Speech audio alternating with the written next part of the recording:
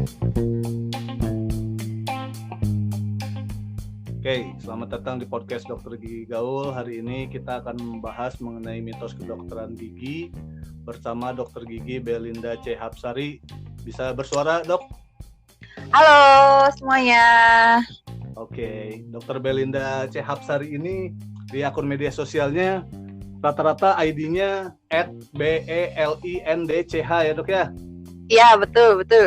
Oke, siapa yang mau follow di situ, terutama di Twitter kayaknya aktifnya beliau nih.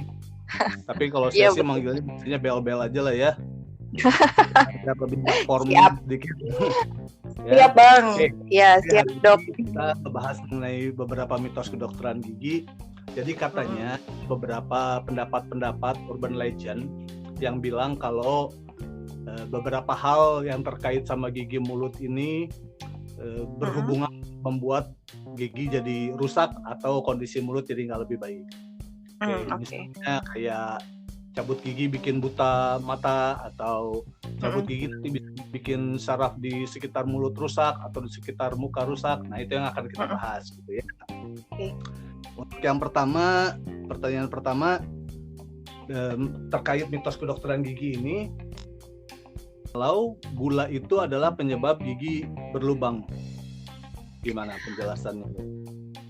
Kalau gula itu memang dia salah satu bahan istilahnya bahan makanannya yang dimetabolisme oleh si bakteri di dalam mulut ya. Jadi tapi sebenarnya nggak melulu soal gula gitu, karena bahan makanan lain kan juga harus diwaspadai yang mengandung kenapa gue jadi ini ya Bang, di tag pulang bisa nggak? Kenapa gue jadi beribut? Bang, halo Bang, halo, kedengeran Bel? Kedengeran nggak? Tadi aku ngomong sampai kedengeran. Nggak kedengeran. Oh, kedengeran. Nah, ini sekarang kedengeran. Lupa dikit. Dokter juga manusia, bisa lupa. Manusia itu kan tempatnya lupa. Yang mengandung karbohidrat maksudnya. Iya, mengandung karbohidrat. Iya, jadi makanan karbohidrat. Karbohidrat sebenarnya kan juga gula kompleks ya. Jadi memang itu kalau misalnya udah menyelip di antara, terutama biasanya di antara gigi ya, di antara sela-sela gigi, antara dua gigi itu terus tidak terbersihkan dengan baik, akhirnya di metabolisme atau kasarannya dimakan sama bakterinya mengeluarkan hasil berupa asam, akhirnya asam itu yang melunakkan gigi gitu. Jadi emang ada serangkaian. Cuman saya adalah satu faktor aja mungkin ya kalau gula. Iya, betul. Makanya saya itu dokter gigi yang tim kalau mau makan coklat, mau makan permen atau yang manis-manis boleh silahkan, karena saya juga suka gitu. Tapi harus ada konsekuensinya. Harus bersihnya harus lebih bagus gitu. Jadi kalau gula sendiri bukan penyebab langsung, tetapi salah satu faktor. Betul. Lain bakterinya. Hilang suaranya Bang. Halo. Ya. Oke. Kemudian yang penting juga berarti bahwa makan gula tuh boleh, gula-gulaan, minum atau makan makanan yang manis boleh, tetapi yang penting lupa membersihkan gigi setelahnya dengan baik dan benar gitu ya.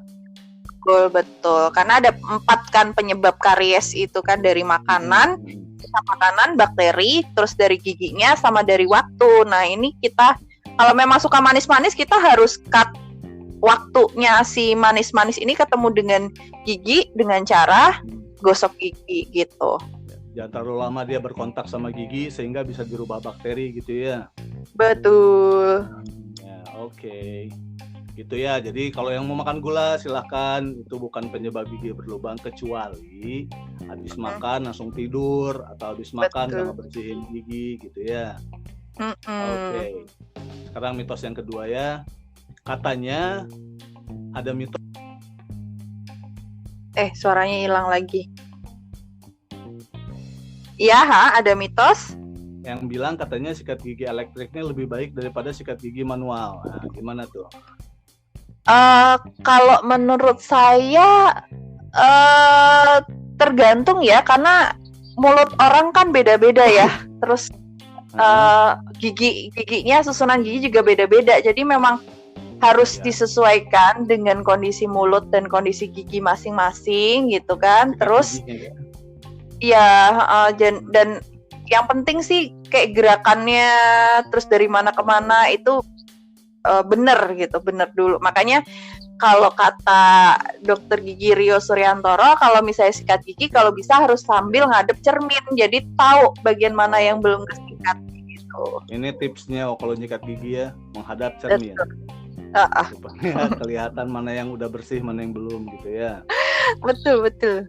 Jadi intinya sih bukan alatnya elektrik atau manual, tetapi tekniknya juga berpengaruh dalam penyikatan gigi atau pembersihan gigi ini ya. Betul sekali. The man behind the tools-nya yang penting itu.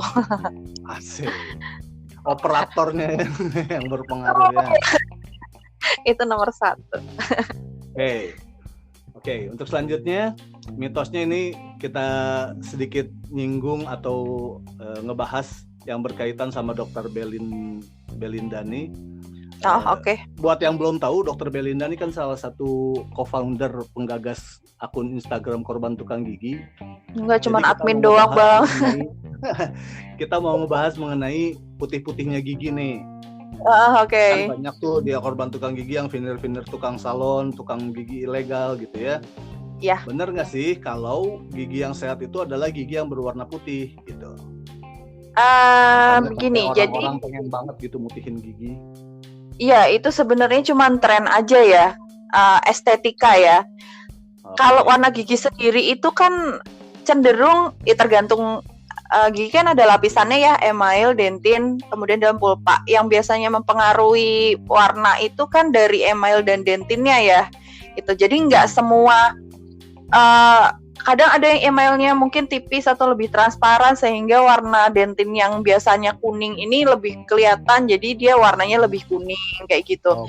Nah, jadi sebenarnya kalau gigi sehat atau enggak itu bukan dari segi warnanya, tapi justru keseluruhan. Yang pertama dari jaringan periodontalnya, ada karang gigi apa enggak, gusinya bengkak atau enggak kayak gitu.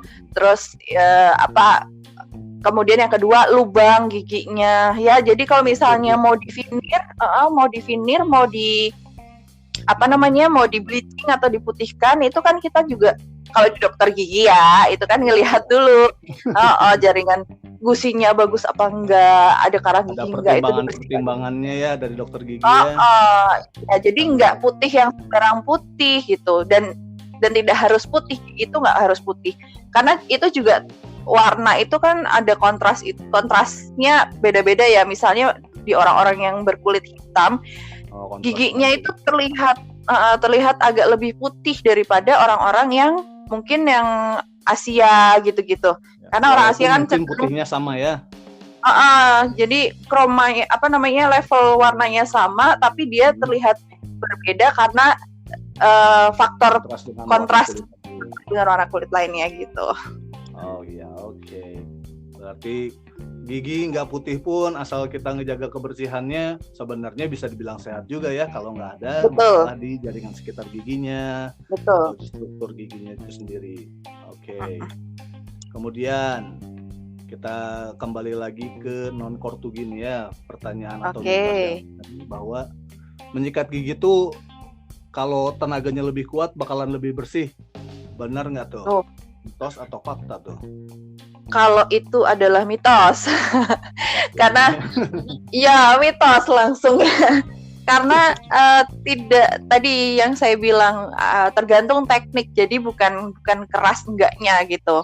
Bukan dari kekuatan tapi tekniknya. Jadi untuk menggosok gigi itu usahakan gerakan itu menggosok dari gusi ke gigi seperti itu. Dan nggak perlu kuat-kuat gitu, karena justru nanti akan bisa merusak kayak jaringan lain, kayak misalnya di gusinya jadi berdarah kayak gitu-gitu. Betul. Jadi giginya nggak bersih-bersih juga, tapi gusinya malah rusak jadinya ya kalau nyikat giginya terlalu keras. Betul. Jadi menyikat gigi dengan tenaga yang terkontrol, itu tipsnya. Nggak usah keras, tetapi mungkin juga ada faktor dari waktu. Jangan terlalu cepat, keras-keras gitu ya. Santai aja, slow, tapi 2 menit gitu sesuai teorinya. Itu betul. Ya. Oke. Kemudian untuk sesi saat ini yang terakhir dulu nih ya, pertanyaannya seperti tadi dibahas di awal, bahwa benar nggak kalau cabut gigi itu bikin mata rusak atau bahkan menyebabkan kebutaan gitu? Oke, jadi itu mitos yang berkembang sangat masif dan dipercaya sebagian besar masyarakat Indonesia. Ya penjelasannya kenapa bisa dibilang mitos, karena mata dan gigi itu punya cabang saraf yang berbeda gitu. Jadi nggak bisa langsung dari gigi dicabut terus nanti saraf ke matanya keputus akhirnya buta gitu, nggak bisa. Cuman notesnya adalah justru kalau misalnya ada gigi-gigi, terutama gigi atas ya, yang harusnya dicabut, misalnya ada sisa akar tapi nggak dicabut. Terutama kan gigi atas nih yang dihubungkan sama kerusakan mata ya, kalau cabut gigi atau ya. Itu kalau misalnya yang harusnya dicabut nggak dicabut, malah bisa jadi infeksinya ke mata malah bisa gitu.